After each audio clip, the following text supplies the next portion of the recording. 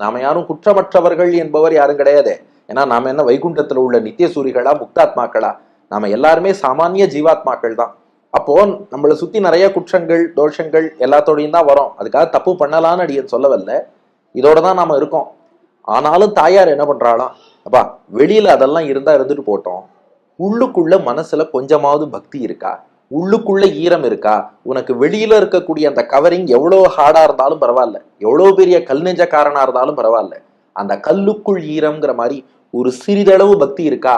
அதை பார்த்து உன் உள்ளத்திலும் நான் குடிவரேங்கிறா. அப்போ வில்வ மரத்தடியில குடியிருக்கான்னா அங்க மட்டும்தான் இல்ல, அந்த வில்வ பழத்தினுடைய அவுட்டர் கவரிங் போல எவ்வளவுதான் ஹார்டான நெஞ்சமா இருந்தாலும் உள்ளுக்குள்ள ஒரு துளி பக்தி இருந்தால் நம்ம உள்ளம்தான் அந்த வில்வ பழம், அதற்குள்ளும் நான் குடி வருகிறேன்னு தாயார் நமக்கு சொல்றாளாம். அதை நமக்கு சிம்பாலிக்கா உணர்த்துவதற்காகத்தான் எப்போதும் வில்வ மரத்தின் அடியிலே தாயார் எழுந்தருளி இருக்கிறாள்.